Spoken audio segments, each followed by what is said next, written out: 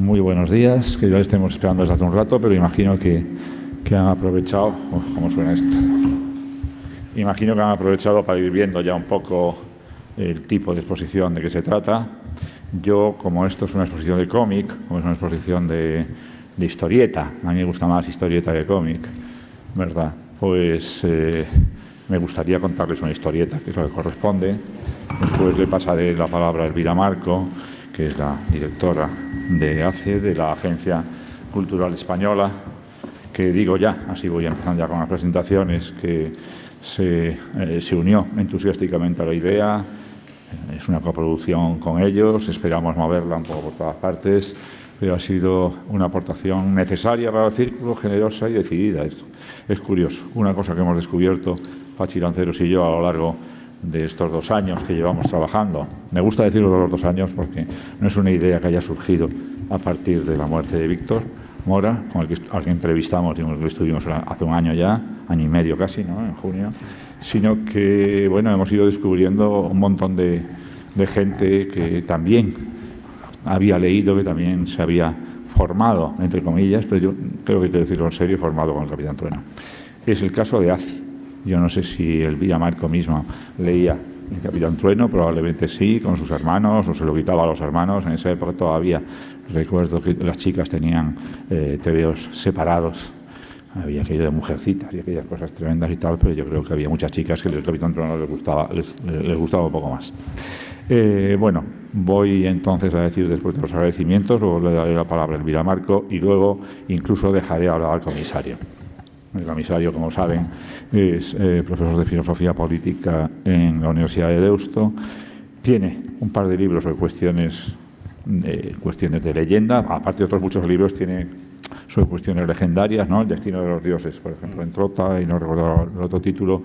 El destino de los dioses trata de, efectivamente, de ese fatum, de la catástrofe, de ese fatum del desastre que existe en las religiones nórdicas, en las religiones lo que llamamos Thor y Odín, y también lo dice el Capitán Trueno. Y es importante tener en cuenta, es una religión muy extraña. Hoy nadie se apuntaría a una religión que lo que te promete es un final catastrófico, mucho más que una crisis, una cosa tremenda en la que se hunden hasta los dioses, hasta el Valhalla mismo, todo se viene abajo, ¿no? Sobre eso escribió hace años Pachi un libro apasionante, ese que estaba diciendo, El destino de los dioses, en relación con cuestiones de filosofía política del siglo XX y cuestiones que tienen que ver, pues, con cierto fatum germánico, aunque los dos somos amigos de los alemanes, pero en fin, ahí hay una cosa, una idea de destino muy potente. Como tengo que explicar esto antes, claro, como cuando pensamos en hacer el Capitán Trueno, me parecía, por lo tanto, que dado que la novia del Capitán Trueno se llama Sigrid de Thule, última Thule, y es reina de Islandia, por lo tanto, hija de Ragnar Lodbrok. Y como un dato pedante que le encantaría a Borges, igual que a mí, Ragnarök en islandés antiguo quiere decir destino de los dioses, me pareció que Pachi Lanceros estaba destinado a comisariar la exposición. Simplemente la pregunta era, como es mucho más joven que yo, es si conocía al Capitán Trueno. Me resultó que lo conocía, que lo tenía, que le apasionaba, y así empezamos a ver cómo se montaba esta exposición. Y ahora, antes de dejarles hablar a ellos, pero ya enseguida les contaré la historieta que les había prometido. Es una verdadera historieta. Conozco a un niño de 5 años o 6 que se compró la primera tira, está ahí, del Capitán Trueno. Y después de comprarse la primera tira, semana a semana, se compró las tiras durante muchísimos años. Al cabo de unos años, si tenía 5 años, si no me equivoco, cuando se compró la primera tira, pues cuando empezaba a tener 11, 12 años, cuando empezó a leer literatura universal, se encontró con una sorpresa verdaderamente borgiana. Se encontró con la sorpresa de que la literatura universal había plagiado al Capitán Trueno. Es decir, había plagiado al Capitán Trueno las Mil y una Noches, las historias de la Berroc, las historias de la Isla Magnética, habían plagiado al Capitán Trueno Marco Polo con las historias del Mar de los Sargazos, había plagiado al Capitán Trueno Herman Melville en Moby Dick, había plagiado al Capitán Trueno Verne en 20.000 leguas, había plagiado al Capitán Trueno autores aparentemente mucho más serios y formales, evidentemente empezando por Homero. Pachi Lanceros, le estoy pisando la primicia, ha descubierto que incluso una obra muy antigua, pero traducida en el año 53 en Francia. Resulta que Víctor Mora se lo había leído en el 56, cuando era una absoluta novela, el poema de Gilgamesh, que no se traduce, lo traduce Kramer en el año 53, y él lo utiliza en los años 56, 57, por ahí, utiliza ese texto que él debió leer en París, porque, como ustedes saben, estoy adelantando, Víctor Mora estuvo unos años en el exilio. Víctor Mora es el autor del Capitán Trueno, de los textos que, además, no solo de cuando en cuando firmaba Víctor Alcázar, porque le gustaba más a los que mandaban. Es una verdadera sorpresa. Esto me hubiera encantado comentarlo con Borges. Como no he podido comentarlo con Borges, lo he comentado con Pachi Lanceros, con Elvira Marco y con Juan Calatrava, que también escribe en el catálogo, y con José Manuel Sánchez Ron. Juan Calatrava está aquí, por si quieren verlo luego y preguntarle. El catálogo es este. El catálogo verdaderamente ha quedado espléndido, ha quedado como una aventura más. Hay una muy profunda, que agradezco mucho a los tres autores, interrelación entre texto e imágenes, y que, por supuesto, ha sido excelentemente trabajado por el equipo del Círculo, como siempre. Y hay documentación dentro, hay incluso una curiosa entrevista que hemos rescatado con Víctor Mora, portadas originales, historietas, pero les invito a que de verdad lean el catálogo y se lo van a pasar enormemente bien. Y con esto, porque podría seguir diciendo que también Swift, que también Conrad, que también todo el mundo había plagiado al Capitán Trueno. Podría seguir con ello, pero le voy a dejar hablar a Pachi y primero a Elvira Marco. Muchas gracias. Gracias. Bueno, después de hablar Juan, la verdad es que me deja un papel así más institucional y soso a mí, con este apasionamiento por el proyecto de Capitán Trueno. He de contar que efectivamente nos propuso Juan, me llamó para proponerme entrar, Acción Cultural Española se involucrara en este proyecto del Capitán Trueno. Desde el principio nos pareció una joyita de proyecto, un proyecto apasionante que trataba de un icono de nuestra cultura, como es esta figura del Capitán Trueno y de sus creadores, y además entraba también en nuestro trabajo de no solo abordar las artes plásticas o el apoyo a la literatura, novela, dramaturgia, etcétera, sino también tratar el tema del cómic. De hecho, en Acción Cultural Española inauguramos la semana pasada una exposición también dedicada a la ilustración y al cómic en la sede del Instituto Cervantes, Miguel en Cervantes, que a lo mejor alguno de ustedes han tenido ocasión de verla, donde se trata también la figura de Cervantes desde esa perspectiva de la ilustración y del cómic, ¿no? He de decir, Juan, que sí que leí de pequeña, gracias a que tengo tres hermanos bastante más mayores que yo, no me inicié con Mujercitas, sino que me hice una apasionada del cómic, leí volúmenes destrozados del Capitán Trueno, de todos los clásicos de la literatura ilustrados que también podemos ver ahí, ¿no? Las 20.000 leguas del viaje submarino y todos los títulos que iba sacando Bruguera, pues desde pequeña tuve la suerte de poderlos leer. Es un proyecto que nos parece muy interesante que se muestre en Madrid y que también intentaremos que una vez se acabe su vida en Madrid pueda circular por otras ciudades españolas dentro de la línea que tenemos en Acción Cultural Española de circular la cultura española también, no solo fuera de España, sino también en España. Y yo creo que es muy interesante recordar al Capitán Trueno y bueno, ver toda esa conexión que tú contabas, Juan, con los clásicos de la literatura, ver ahí la Ilíada, libros de Jack London con un cómic, ¿no? La verdad es que el cómic provoca, yo creo, conexiones improbables con un politólogo, filósofo, en el catálogo escribe un científico, Sánchez Ron, un arquitecto, Calatrava. Bueno, todos me decían antes que lo han pasado muy bien con este proyecto y yo creo que el público va a descubrir, los que lo conozcan pues lo van a revivir y los que no lo conocen pues van a descubrir un proyecto muy interesante como son las aventuras del Capitán Trueno. Muchas gracias, Elvira. Pues le dejo hablar a Pachi Lanceros. Bueno, buenos días a todos. Quiero empezar dándoos a todos las gracias por la asistencia y por la atención y quiero dar las gracias también a las dos instituciones cuyo nombre han hablado mis compañeros de mesa y sin las cuales no hubiera sido posible. Muy enfáticamente también al personal, verdaderos amigos, amigas, más bien, del Círculo de Bellas Artes que ha hecho que la exposición sea posible. Como sucede en tantas dimensiones de la sociedad, el Círculo de Bellas Artes es nominalmente un patriarcado, pero funcionalmente una ginecocracia, donde, ya digo, unas cuantas mujeres hacen que funcione realmente. Cuando uno se pone en manos de Laura Manzano, Carolina del Olmo, Sofía, etcétera, pues bueno, simplemente tiene que decir ocurrencias, ellas las convierten en ideas y finalmente hacen que se materialicen en lo que ustedes están viendo. Es obligado, por lo tanto, dar las gracias a ese personal y luego también a agentes externos no identificados, pero ahora mismo lo serán, Eloy y Víctor, que desde el punto de vista del diseño han hecho el producto que van a ver ustedes aquí. Yo voy a hablar un poco más del contenido, siguiendo el hilo de mis compañeros. Ayer, esto no es una anécdota inventada, como todas las que suelo contar, esta es cierta. Ayer estaba preparando yo el examen que tenía hoy mi hijo, que habrá tenido ya. Está en primero de la ESO, tiene 11 años y tocaba hablar de las civilizaciones de los grandes ríos. Algún día, si sigue por estos derroteros tan perversos que ha seguido su padre, se enterará que Montesquieu empezó a hablar de eso, que Marx le llamó modo de producción asiático y que Wittfogel las denominó civilizaciones hidráulicas. Entonces aparecía allí la secuencia de reyes, algunos de ellos guerreros: Sargón, el acadio, Hammurabi, el babilonio, Asurbanipal, el asirio, y Nabucodonosor, el neobabilonio. Y me decía mi hijo: ¿te lo sabes todo? Digo, sí.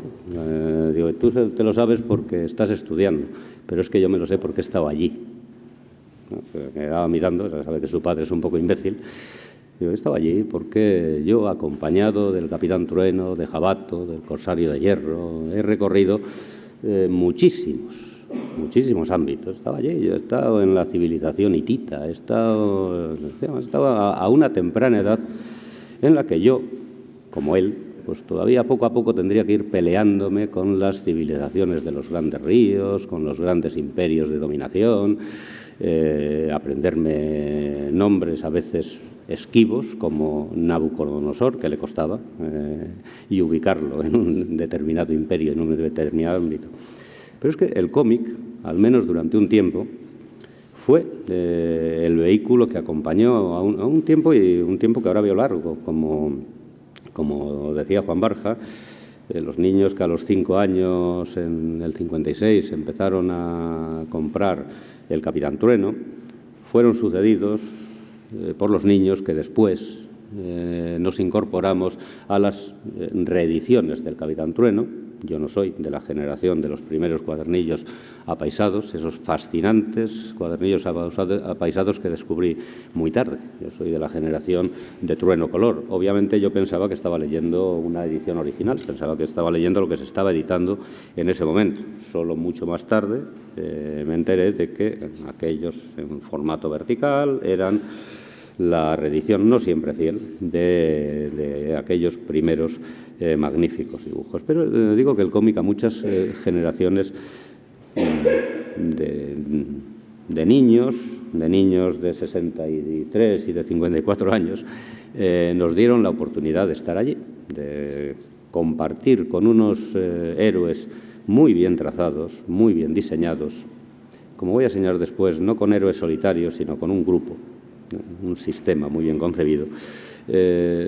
No solo digo la oportunidad de visitar paisajes extraños, de contemplar arquitecturas que estoy seguro que se veían por primera vez a través del cómic. O sea, pensemos que en la España del 56 no es la España de Internet, ni siquiera es la España de la televisión. El televisor se va incorporando poco a poco a los hogares. O sea, no me cabe la menor duda de que muchos niños de 5, 6, 7, 10 años descubrieron, hablo de entrada de asuntos visuales, el primer globo, un robot, un submarino, la muralla china, Chichén Itzá, las pirámides de Egipto, las pagodas orientales, palafitos, etcétera, lo descubrieron a través de las viñetas del Capitán Trueno.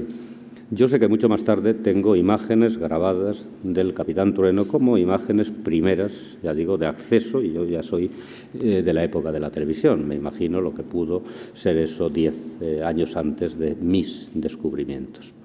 Lo que trataba una de las cosas de las que trataba la exposición era demostrar eso, que una ventana visual al mundo exterior había sido precisamente las viñetas, inicialmente dibujadas por Ambrós, al Miguel Ambrosio Zaragoza. Después se fue incorporando una larga nómina de dibujantes. Había sido una ventana abierta al mundo estéticamente pensado, en lo que se ve. Esos paisajes que milagrosamente, milagro coincide aquí con la técnica, visita el Capitán Trueno gracias a unos medios de comunicación, algunos de ellos usuales en la época, siglo XI, el barco, toda clase de barcos, caballo, sin duda alguna, medios de transporte terrestre, pero sobre todo el globo aerostático, que aparece muy pronto en la serie y que permite que en el curso de una vida, cualquier mortal de la época hubiera necesitado 30 o 40 vidas para hacer el recorrido que hizo el Capitán Trueno, visite y nos haga visitar, nos llevase con él a todos esos espacios, ¿no? Como dice el ya clásico, he visto cosas que vosotros no creeríais. Pues bien, los niños de la época vimos cosas que no creíamos, visitando la Antártida, desiertos, China, Australia, Norteamérica, Sudamérica, etcétera, etcétera. Pero a la vez, no solo nos estábamos impregnando de unas dosis altas de geografía y de geografía política, que no sé hasta qué punto han diseñado trayectorias. Yo sí creo que la mía tiene mucho que ver con esos cómics infantiles, sino que estábamos nutriéndonos, sin saberlo, con los grandes argumentos de la literatura universal y de la mitología. En este caso, sí es cierto, ha citado Juan amablemente un libro mío, El destino de los dioses. En este caso sí puedo decir que, bueno, en su momento la voluntad era estudiar una mitología política y posiblemente huir de la griega, porque uno, aunque sea de Bilbao, todavía tenía miedo a enfrentarse con los grandes popes que estaban tratando la mitología griega en ese momento, y bueno, un rincón un poco más recóndito, más nórdico, que es la mitología nórdica, ha sido menos tratado en España. Pero sí es cierto que el impulso se debía a las viejas lecturas tanto del Capitán Trueno, donde estaba presente el espíritu de Thor, Odín, el Valhalla, como a las novelas de Marvel, aquella serie de Marvel donde el personaje era Thor, el hijo de Odín, etcétera, etcétera, etcétera. Con lo cual, bueno, uno descubre que al final ciertas cosas van dando frutos. Es cierto, y es lo que se trataba de mostrar aquí, que un producto de cultura popular, sigamos manteniendo esa definición que no sé hasta qué punto es defendible sin discusión, un producto de cultura popular puede aspirar, no sé si al éxito, seguramente al éxito pueden aspirar muchos subproductos, tanto en el ámbito de la cultura popular como en el de la gastronomía, pero a mantener un bien ganado prestigio solo si está bien armado. Yo creo que uno de los secretos del Capitán Trueno, o sea, sin duda alguna al momento, nace en esa España del franquismo y ya digo, en el año 1956, se publica ininterrumpidamente hasta 1968 y seguramente es el portador de los anhelos de varias generaciones. El infatigable luchador por la justicia. La justicia es una idea tan inconquistable como inderogable, contra toda forma de abuso, contra toda forma de explotación. Digo, es algo que mantiene, sin duda, interés. Pero claro, con esa idea se pueden hacer muy malos argumentos. Incluso, aunque uno consiga un personaje, el personaje del Capitán Trueno es un personaje bien construido, tanto desde el punto de vista del guión como desde el punto de vista pictográfico. Digo, ese personaje, primero, hay una gran idea. No es el personaje solitario al que había ido acostumbrando un cómic por momentos de altísima calidad, como es el cómic americano de DC y de Marvel, las dos primeras grandes empresas de distribución de contenido en cómic, que responde mucho a la figura del pioneer, ¿no? Responde mucho a la figura del conquistador solitario, que también y tan bien ha reflejado, por ejemplo, el western, ¿no? Es decir, es John Wayne, que aparece en las peladas llanuras y que fía todo, la justicia, en ausencia de ley, a su revólver y a su arrojo. Personajes como el Capitán América, como Superman, Spider-Man, etcétera, a pesar de que poco a poco van complejificando incluso su carácter y van haciéndose ejemplos de trauma, etcétera, son muy ejemplo de esa cultura protestante versión norteamericana, donde el individuo está ante y antes de la ley y por encima. El Capitán Trueno es otra cosa. Dice Víctor Mora en algún momento que él, que fue influido poderosamente por una serie magnífica desde el punto de vista del guión y del dibujo, que es Prince Valiant, el príncipe valiente en la corte del rey Arturo, no quería hacer un personaje solitario. Se respondía mejor a su idea hacer un grupo. Un grupo, un sistema que funciona a la perfección, donde además, dice uno, bueno, casi sociológica y demográficamente cualquiera puede ser acogido. Una mujer no solo enormemente bella, que quizá responda al estereotipo de las suecas que nos visitaban en aquel momento y que seguramente eran promesa erótica nunca cumplida, como Sigrid,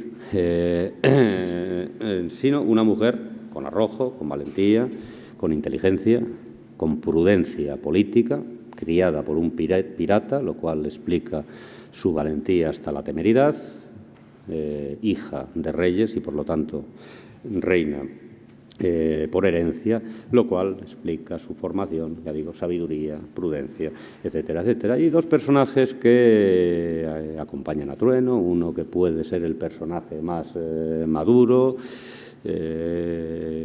Goliat, que, bueno, digamos, tiene los vicios veniales de cualquiera, comilón, etcétera, y un personaje en formación, Crispín, que es promesa de caballero y que tiene todos los anhelos del niño, del adolescente, y que, digamos, entre todos ellos se van repartiendo la responsabilidad entre los momentos cómicos y los momentos dramáticos de la serie. Pero también esa versatilidad de personajes le da a Víctor Mora la posibilidad de hacerse mucho más que si se tratase de un héroe solitario, con esos argumentos de la gran literatura que se intentan hacer visibles en la exposición y a los que Juan se ha referido. Ese funcionamiento en grupo, ese funcionamiento bueno, no sinfónico, no es tanto como sinfónico, pero sí de cámara, por decirlo así, permite una versatilidad que hace que Víctor Mora recicle ocasiones de manera muy clara, en ocasiones con una intención evidente de que el lector, al menos cierto tipo de lector, repare en ello, es decir, haga a sus héroes pasear por el centro de la Tierra y encontrarse con el mismo modelo de inscripción que encontramos en la novela de Vermen. Hace prácticamente que recorramos cada uno de los episodios de 20.000 leguas de viaje submarino, desde el propio submarino, la lucha con el pulpo, la incursión en la Atlántida y finalmente el suicidio del Nautilus en el Maelstrom.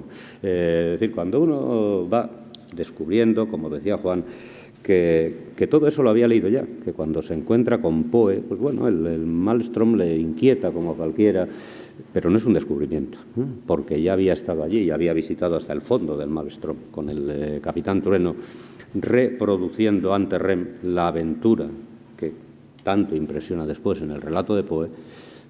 Se empieza a dar cuenta un poco de cuál es el secreto del cómic.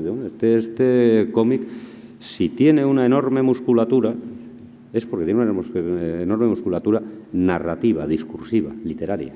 Es decir, no porque saquea, sino porque dialoga y actualiza y sirve en un formato distinto. Ese ininterrumpido rumor del relato que nos ha formado a todos. Cuando uno en las múltiples aventuras marinas del Capitán Trueno se encuentra, digo, con el Kraken que aparece ya no en 20.000 leguas de viaje submarino, sino en la mitología nórdica.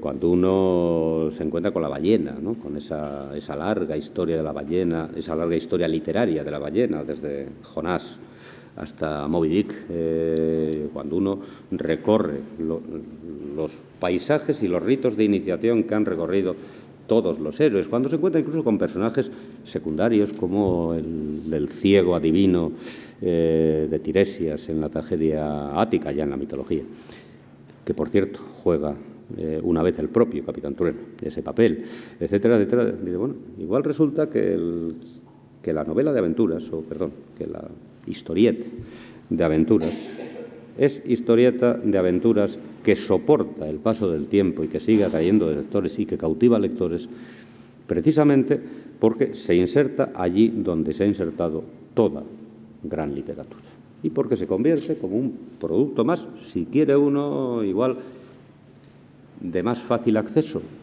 de más cómodo acceso. Muy posible que sea más fácil leer El Capitán Trueno que Moby Dick a ciertas edades.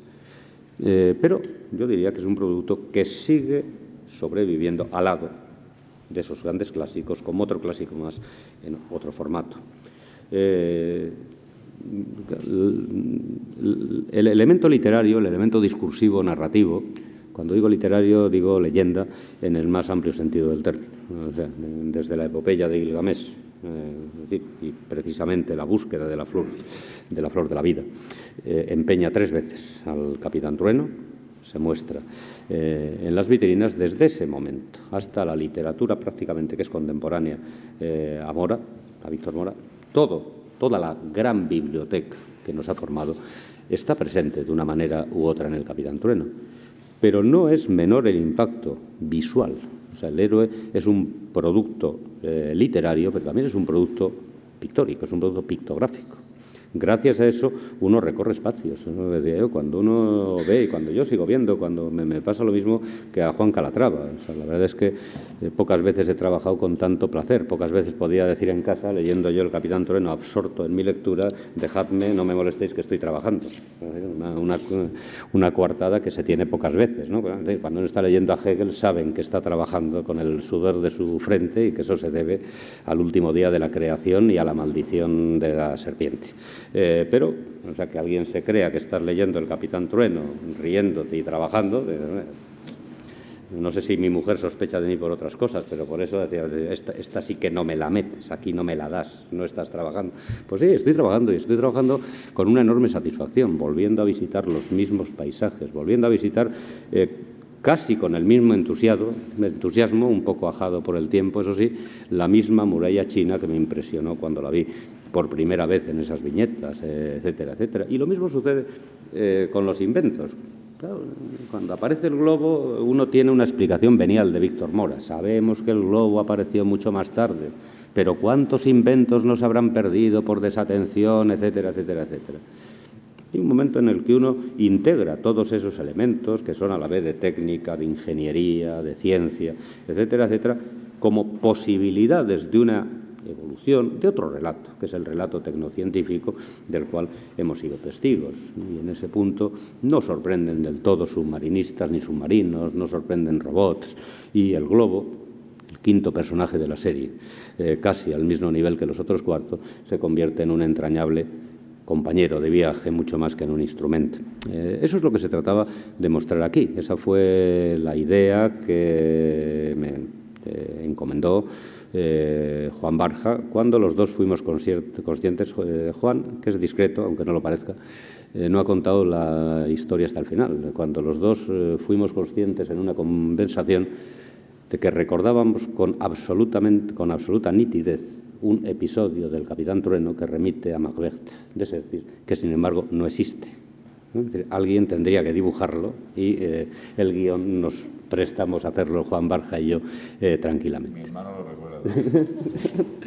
Estoy seguro que existe en algún sitio.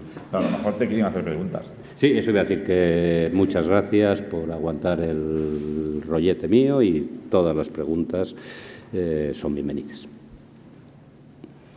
Yo quería preguntar, supongo que casi todas las personas de mi generación hemos sido lectores compulsivos de tebeos, de cómics, que no conocíamos la palabra. Sin embargo, con los años es algo que se ha ido perdiendo. Los niños de hoy en día prácticamente no conocen los cómics o no conocen los tebeos.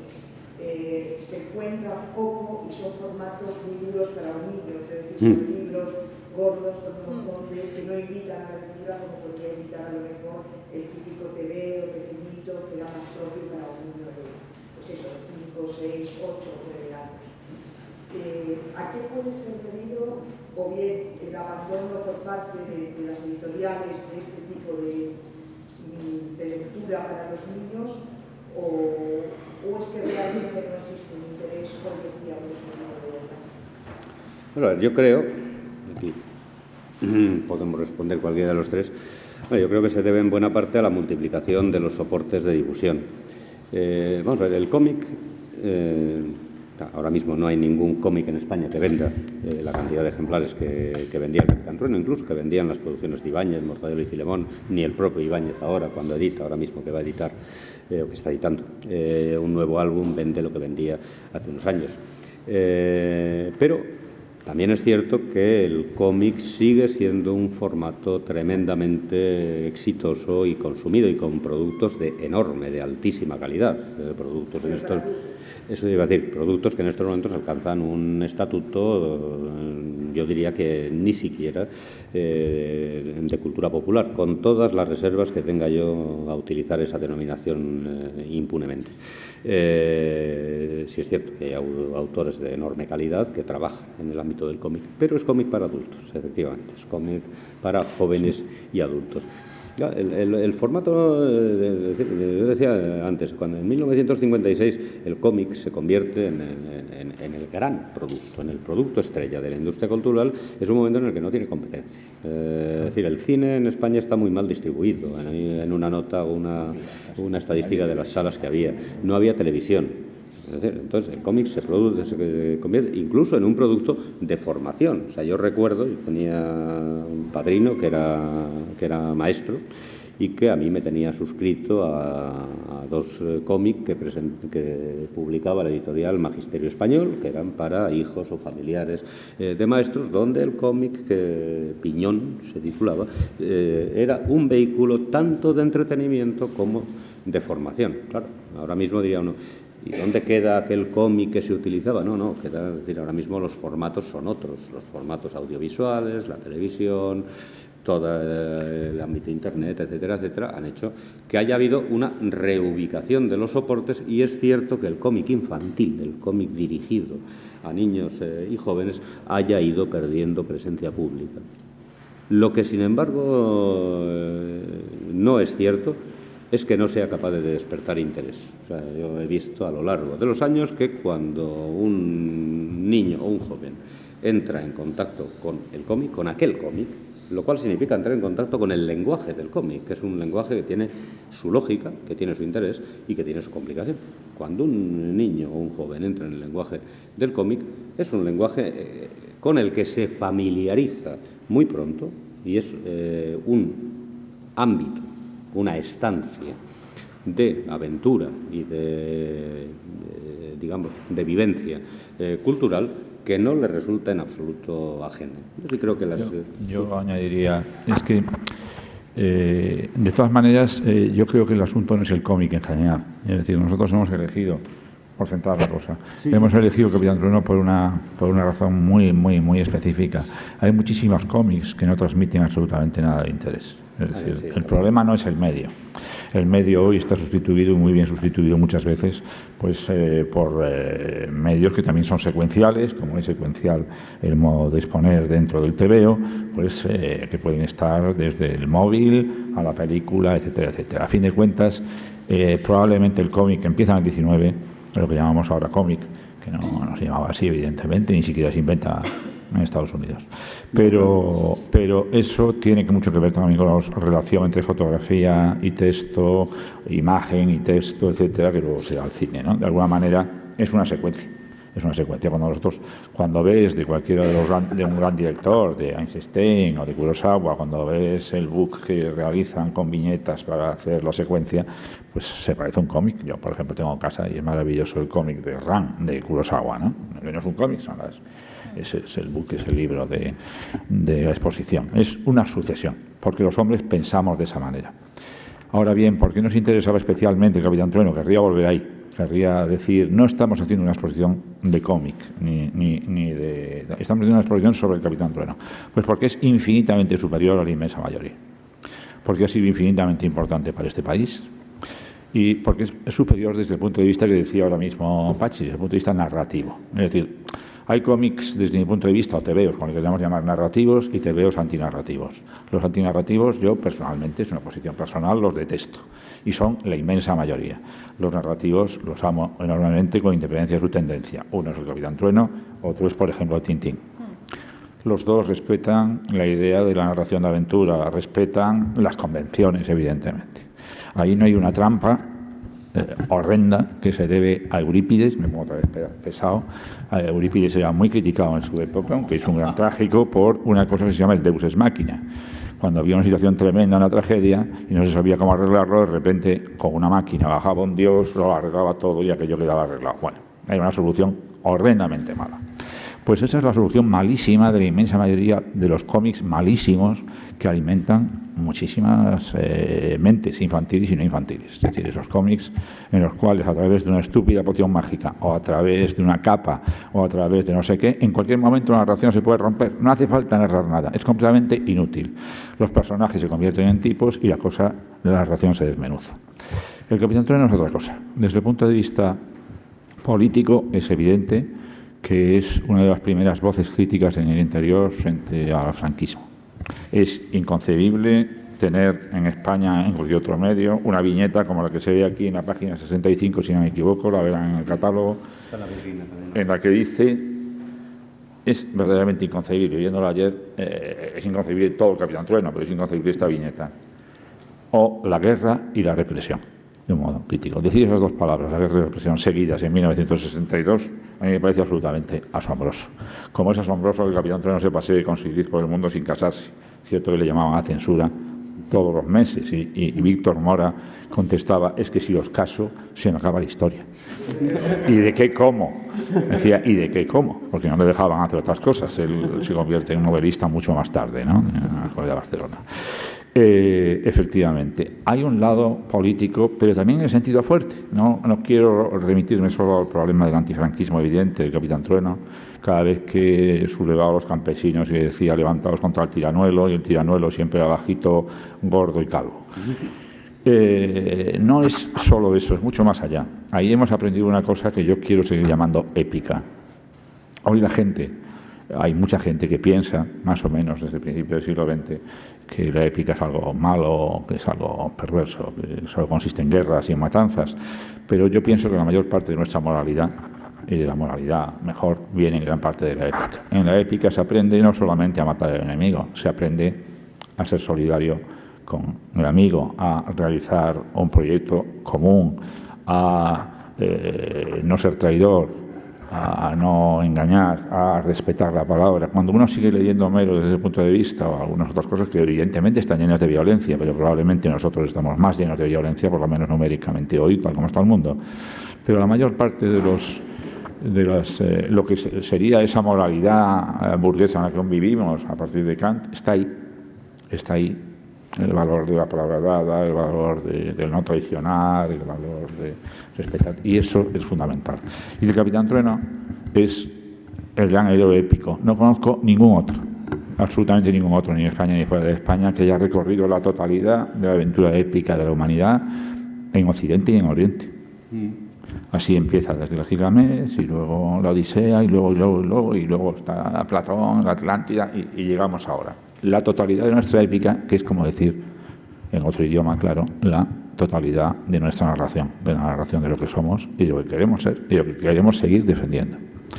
Más allá de ello, en los años 60, tú y yo lo hemos hablado muchas veces, encontrarse con que hay moros buenos y cruzados malos, que es el caso de Sir Black, o por ejemplo, encontrarse con los magos convertidos en magas o viceversa, como pasa con Morgana o Morgana, o encontrarse con tantísimas cosas, es verdaderamente asombroso. Así que en nuestro caso, en el caso de Pachi y en el mío, imagino que también en el de Elvira y de muchísima gente, porque muchísima gente más, no me resisto a leer una cosa que viene en el último número de... Nos estamos poniendo pesados, pero es que nos gusta mucho esto. En el último número de esta revista que se llama Letras Libres, no le salía, viene una entrevista, un diálogo entre Jonás Trueba y... ¿Jonás o David? No estoy seguro. A su vez una saga con Gabilones y Jonás, entre Jonás Trueba y Fernando Savater. Y Fernando Savater dice de repente, acaba de morir Víctor Mora, el creador del Capitán Trueno. Yo concibo mi vida sin Hofmannsthal o sin Dreyer, pero no la concibo sin Víctor Mora. Hoy mismo te llamaba a ti Manolo Cruz, me decías, oye, que yo no sé qué, o te llamaba Víctor Gómez Pin. Yo no sé qué pasa con la filosofía en España, pero todo el mundo andaba colgado del Capitán Trueno. Yo creo que aprendimos todos muchas cosas a través de esos textos. y espero que con la ayuda de todos, también de ACE, de Elvira, que ya nos ha ayudado muchísimo, esto se mueva por toda España, porque vale la pena que se vea en Madrid, vale la pena que se vea en los demás sitios, porque es un testimonio ético y político y narrativo de primera magnitud, a mi entender. Muchas veces, tú dijiste antes la palabra plagio, yo entiendo que no es plagio, es un ensamblado. Es un ensamblado, no, pero lo dijiste para decir que no era. Es un ensamblado de nuestra historia y no conozco ningún otro de tanta amplitud. Es cierto que en un lenguaje que, bueno, que de alguna manera es... No estoy seguro que sea infantil, es más bien juvenil, ¿no? Es un tono medio. Y luego la relación entre texto e imagen también es apasionante. Por eso quizá a mí lo que más me gusta del Capitán Trueno es ver juntos las imágenes y los globos, las explicaciones más científicas y las más enloquecidas. Y luego además, eso no lo has dicho, pero yo creo que era el hombre de más éxito en la España de la época. O sea, es que en cada aventura había una que se enamoraba de él, una cosa verdaderamente inconcebible. Pero en fin, muy de envidiar. Hasta Goliat lo era. No, pero sí quería decir una cosa. He utilizado la palabra plagio para negarla y no porque se trate... pero no porque se trate de una exposición en la que hay que decir... o sea, yo creo que hay un control muy claro por parte de Víctor Mora de los guiones, donde da la indicación de aquello que uno puede leer, no sé, y luego a partir de ahí utiliza eso para ese formato que también se dice en algún momento en el catálogo. No perdamos de vista que el personaje del tebeo, el Capitán Trueno en este caso, es un personaje doble, literario y pictográfico y gráfico. Y entonces hay que ver, hay que ver ese conjunto. Y ese conjunto no siempre.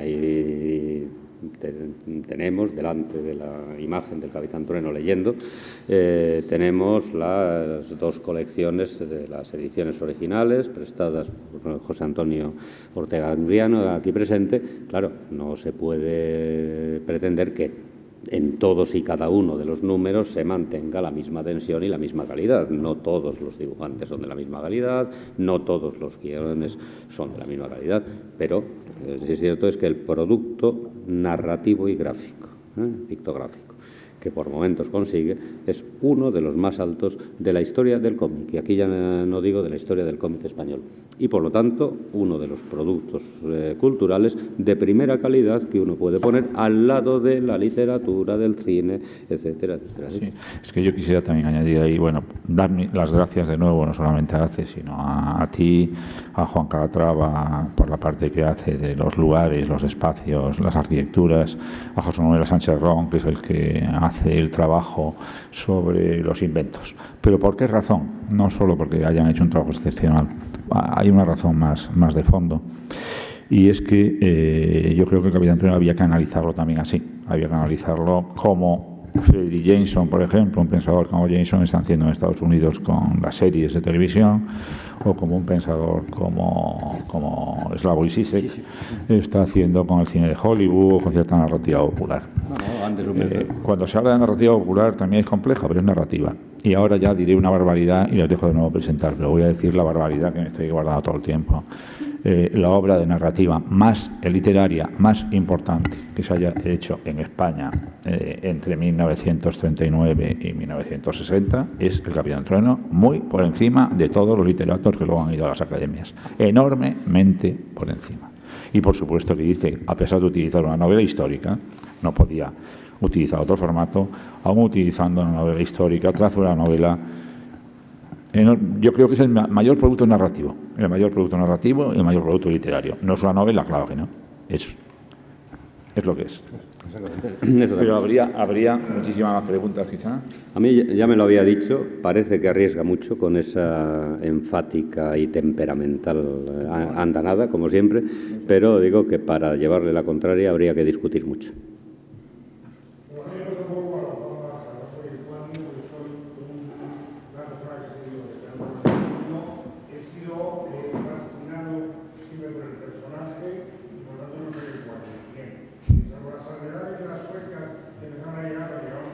Más tarde. El que Sommer, por ejemplo, llega a finales de los 60 con Bahía de Palma. Entonces, la diferencia es como posible. O sea, Sigrid es un prototipo de sueca estupenda y en pionero.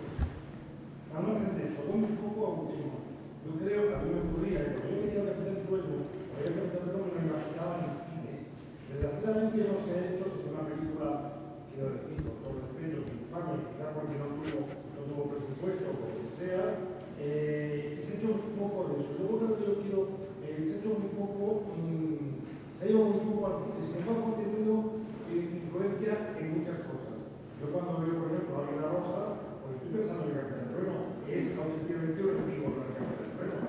El mismo tema de las artes marciales orientales están allá en el Capitán Trueno. Hay muchas cosas de ese tipo. Y luego, yo creo un poco por qué no ha habido, qué relación ha tenido con gente que habla de después. O sea, qué influencia ha tenido, de una manera directa o indirecta, sobre todo el Capitán Trueno. No entiendo, no te oigo. ¿Qué influencia ha tenido? ¿Qué influencia ha tenido? Tanto en el cine como en series, como pensamos en algo que surge después y surge a Casabaret, por ejemplo, Jabat. Sí, bueno, en ese caso, vamos a ver, la influencia es clara porque Víctor Mora descubre un formato que funciona magníficamente y lo emplea para una serie como es El Jabato, que sin duda tiene un magnífico interés. Yo consumía el Jabato como un devoto. Lo bueno es que soy politeísta y no me debo a un único Dios y puedo traicionar a cualquiera de ellos. No soy en ese sentido un modelo de caballero, como decía Juan. Y lo vuelve a ensayar en una serie que, sin embargo, está, yo creo que justamente olvidada o en un segundo escalón, que es El Corsario de Hierro. Casi como a mí el Jabato me parece que es una serie que falla, por decirlo rápidamente, que está por debajo del Capitán Trueno, prácticamente en todo. Sí creo que El Corsario de Hierro es una serie que recupera magníficamente y que incluso por momentos está por encima. O sea, es un trabajo magnífico de nuevo de Víctor Mora. Ahí sí tiene influencia. Luego es cierto que, sin embargo, ha tenido una suerte nefasta en el cine. Yo digo en mi texto del catálogo, el propósito de la exposición no es forense y no quiero ni siquiera calificar la película que se hizo, pero bueno, los adjetivos irían por los que tú has hecho. Y yo no lo achaco solo, por desgracia, a la falta de presupuesto. Yo creo que ahí había una falta mayor, que es una falta de ideas y sobre todo una falta radical de comprensión de personaje, del entorno y de todo lo que significaba. Yo creo que en ese sentido sí creo que es una verdadera suplantación de lo que era la idea original del Capitán Trueno y lo que ahí salió. Yo lo que puedo decir es que, mira, no te voy a decir incluso que me llevé un cabreo, no, pero me llevé una decepción tremenda. O sea, pero tanto para hacer esto. O sea, cuando resulta que este personaje, con muy poco trabajo, los guiones están ahí, podía haber dado lugar a algo, vamos a ver, siquiera correcto, algo que no agrediese. Y sin embargo aparece eso, no has visto, no te pierdes nada. No, yo sí creo que en ese sentido el Capitán Trueno es una beta que está ahí para poder ser aprovechada en otros formatos. Hay una cosa al respecto y es que hemos hecho, sin querer agredir a nadie, hemos montado en el círculo simultáneamente. Bueno, primero, como hay gente que se tendrá que ir por la hora y se está yendo, a decir que hoy inauguramos dentro de los lunes al círculo, que es una cosa que hemos montado ya el año pasado para ir organizando conferencias y debates en relación con nuestra programación. Hoy se inaugura con un debate entre Ortega y tú mismo, el comisario Lanceros, eso es. Y luego seguirá con una serie de talleres de cómic, etcétera, etcétera. Hay 4 días, 4 lunes, si no me equivoco, dedicados al Capitán Trueno, los primeros 4. Pero además de eso, hemos montado, era necesario, un programa para el cine. Y el programa para el cine simplemente no hemos programado la famosa película y lo que se ha programado, que se podían haber programado 1000 cosas más, evidentemente. Podríamos haber tenido todo el otoño con películas en relación con el Capitán Trueno y lo que hemos programado es un ciclo de cine artúrico, sobre tema artúrico, pero de gente pues como Bresson, Lancelot Dilac o gente de ese tipo, ¿no? Y bueno, creo que es un buen programa que también lo pueden encontrar por ahí. A fin de cuentas estamos ante los amigos de comunicación y prensa, que son los que nos ayudan a que luego la gente venga, y que les agradecemos de nuevo que estén ahí, aguantándonos, estamos pesadísimos y olvidando. Bueno, en cualquier caso, quiero decir también que si ustedes quieren ver la exposición y preguntarme algo por aquí, estoy a disposición. Eso digo, que estoy eso es algo que ganamos, sin duda alguna. Además, los demás, los que no quieran, pueden irse impunemente, sin dar el cante. Y yo estoy por aquí, desde luego, lo digo muy sinceramente, voy a ser sincero por una vez, aunque la sinceridad está muy sobrevalorada, estoy a disposición de cualquiera para cualquier pregunta. Muchas gracias a todos. Muchas gracias. Y volvemos.